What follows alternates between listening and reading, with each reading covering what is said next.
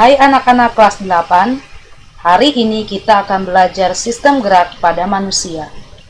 Salah satu ciri makhluk hidup yaitu dapat bergerak. Demikian juga dengan manusia.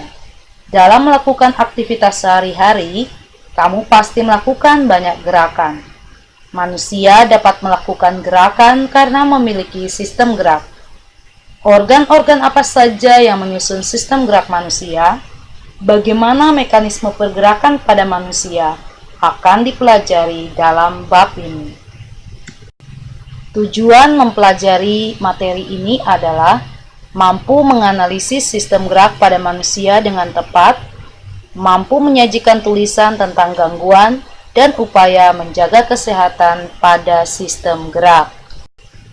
Dalam materi ini, kita akan membahas alat gerak pasif, yaitu tulang atau rangka, alat gerak aktif, yaitu otot, persendian, dan upaya menjaga kesehatan sistem gerak pada manusia.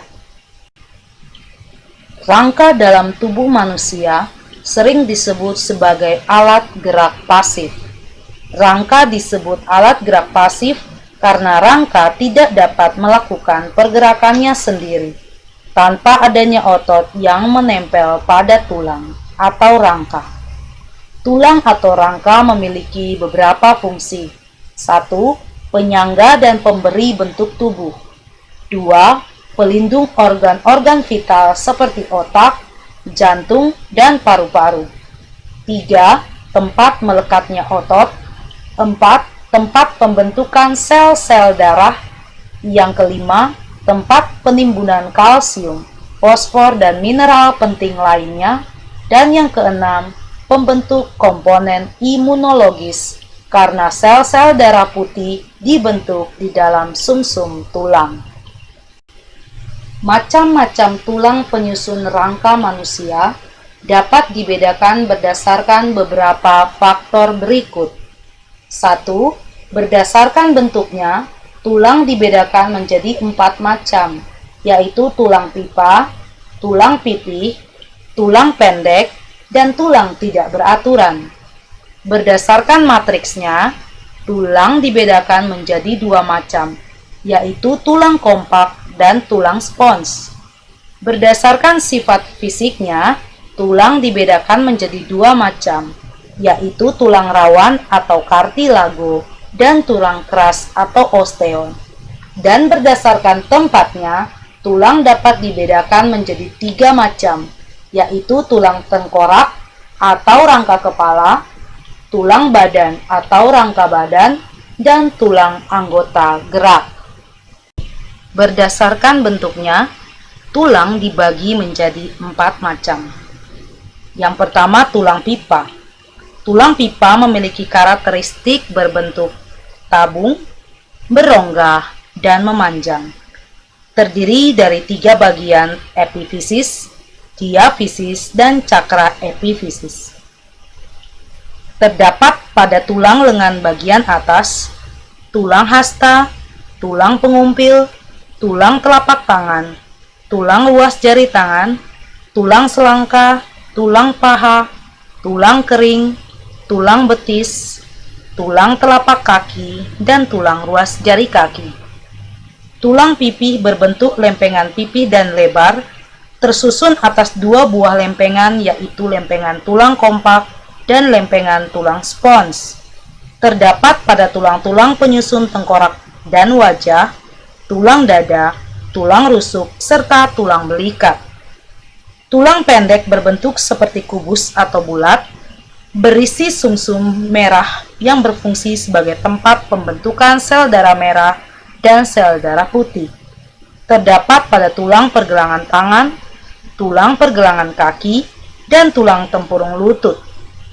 Tulang tidak beraturan memiliki karakteristik merupakan gabungan dari berbagai tulang, tersusun atas tulang spons dan tulang kompak yang diselubungi periosteum.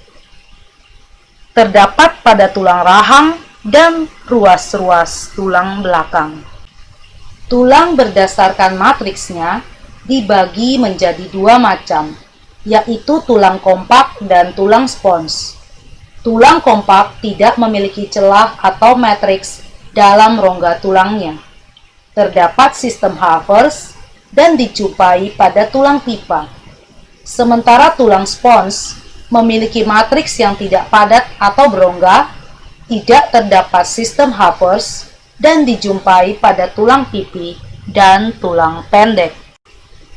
Tulang berdasarkan sifat fisiknya dibedakan menjadi dua macam, yaitu tulang rawan atau kartilago dan tulang keras atau osteo. Tulang rawan atau kartilago memiliki banyak serat berkolagen yang tertanam dalam matriks.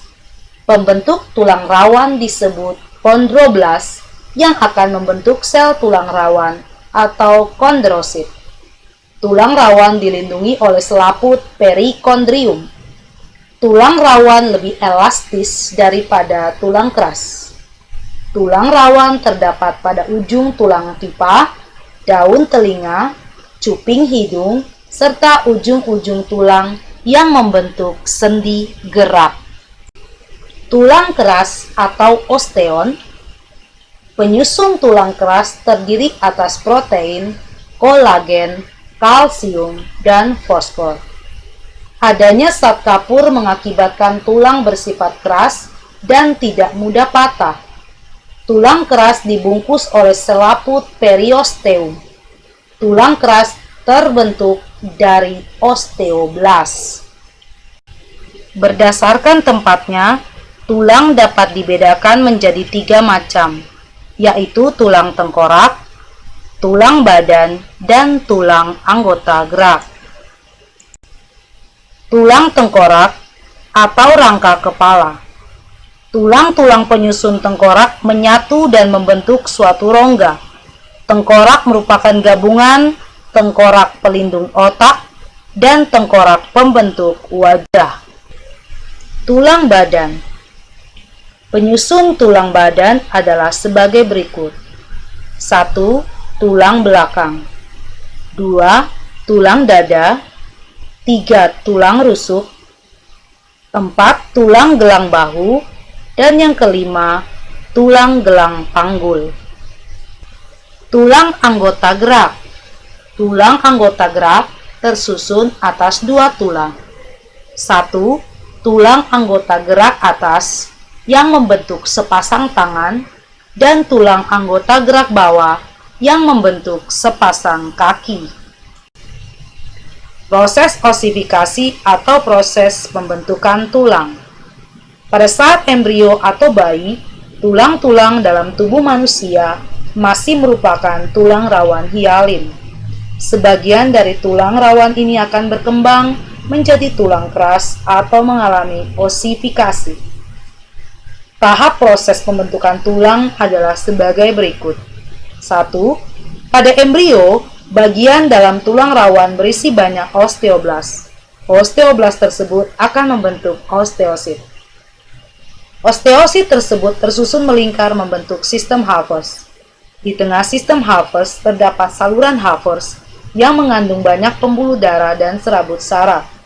Selanjutnya, osteosit menyekresikan zat protein yang akan menjadi matriks tulang. Osteosit akan mendapat tambahan senyawa kalsium dan fosfat yang akan membuat tulang mengeras. Selama terjadi proses osifikasi, bagian di antara epifisis dan diafisis membentuk cakra epifisis. Cakra epifisis berupa tulang rawan yang mengandung banyak osteoblast. Bagian cakra epifisis akan terus mengalami penulangan yang mengakibatkan tulang memanjang. Di bagian tengah tulang terdapat osteoklas yang merusak tulang. Akibatnya, tulang menjadi berongga dan terisi oleh sumsum tulang. Tulang dapat mengalami gangguan karena kebiasaan duduk yang salah. Kifosis adalah keadaan tulang punggung yang membengkok ke arah belakang atau bungkuk. Lordosis adalah keadaan tulang punggung yang membengkok ke depan. Skoliosis adalah tulang punggung yang membengkok ke kiri atau ke kanan. Selain jenis-jenis gangguan tersebut, tulang juga dapat mengalami beberapa jenis gangguan lain. Yang pertama, kanker tulang. Kanker tulang adalah keadaan di mana terjadi pertumbuhan jaringan abnormal pada tulang. Penyebabnya adanya perubahan atau mutasi di dalam struktur DNA pengendali pertumbuhan sel, sehingga mengakibatkan sel terus tumbuh di luar kendali. Yang kedua, nekrosis adalah kerusakan pada cakra epifisis sehingga sebagian sel-sel tulang mati dan mengering. Penyebabnya adalah kerusakan periosteum yang bertugas menumbuhkan tulang. Yang ketiga, osteoporosis.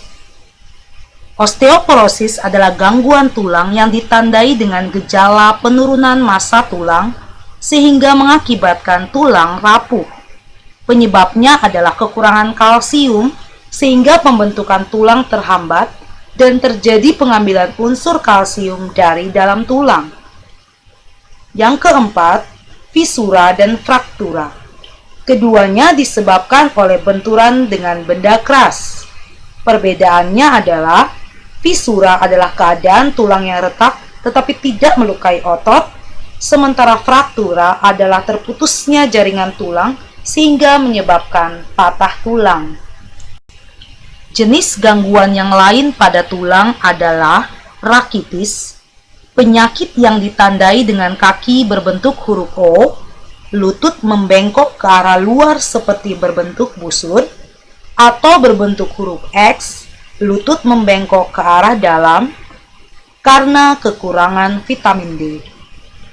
Layu semu adalah gangguan yang ditandai dengan tulang tidak bertenaga akibat rusaknya cakra epifisis yang disebabkan oleh infeksi sifilis pada anak sejak dalam kandungan. Demikian materi hari ini. Kita telah mengetahui bahwa tulang merupakan penopang atau penyangga tubuh, dan tulang sangat penting bagi tubuh kita. Pertemuan berikutnya, kita akan membahas tentang persendian, otot, dan upaya menjaga kesehatan sistem gerak. Sampai jumpa.